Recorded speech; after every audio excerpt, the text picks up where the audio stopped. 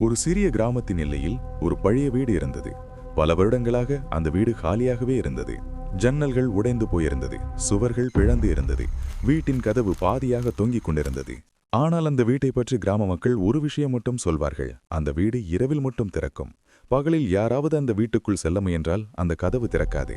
எவ்வளவு தள்ளினாலும் எவ்வளவு இழுத்தாலும் அந்த கதவு அசையாது. ஆனால் இரவு வந்ததும் அந்த கதவு தானாக திறக்கும் என்று கிராமத்தில் பலர் பார்த்ததாக சொல்வார்கள். அதனால் யாரும் அந்த வீட்டுக்குள் செல்ல துணியவில்லை. ஒரு நாள் நகரத்திலிருந்து வந்த ஒரு இளைஞன் இந்த கதையை கேட்டான். அவன் சிரித்தான். இது எல்லாம் பயமுறுத்தும் கதைகள்தான் என்று அவன் சொன்னான்.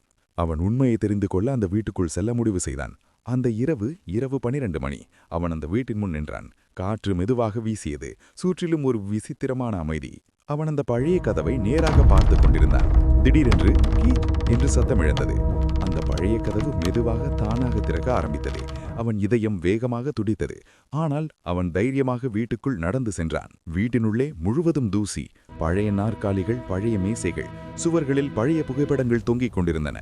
அவன் மெதுவாக வீட்டுக்குள் நடந்து சென்றான். அந்த நேரத்தில் மேல் மாடியிலிருந்து ஒரு காலடி சத்தம் கேட்டது. டக் டக் டக். அவன் உடனே மேலே பார்த்தான். ஆனால் அங்கே யாரும் இல்லை. அவன் மீண்டும் நடக்க ஆரம்பித்தான். அந்த நேரத்தில் அந்த சத்தம் மீண்டும் கேட்டது. இந்த முறை அது மேலே இருந்து இல்லை, அது அவன் பின்னாலிருந்து வந்ததே.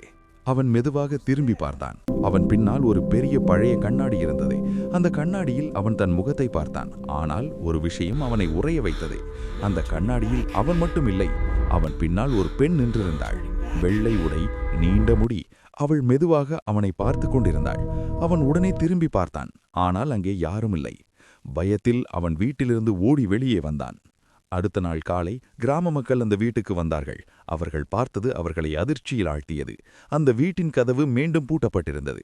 ஆனால் வீட்டினுள்ளே சுவரில் தொங்கியிருந்த ஒரு பழைய புகைப்படத்தில் ஒரு புதிய முகம் இருந்தது. அது யார் தெரியுமா? நேற்று இரவு அந்த வீட்டுக்குள் சென்று அந்த இளைஞன்.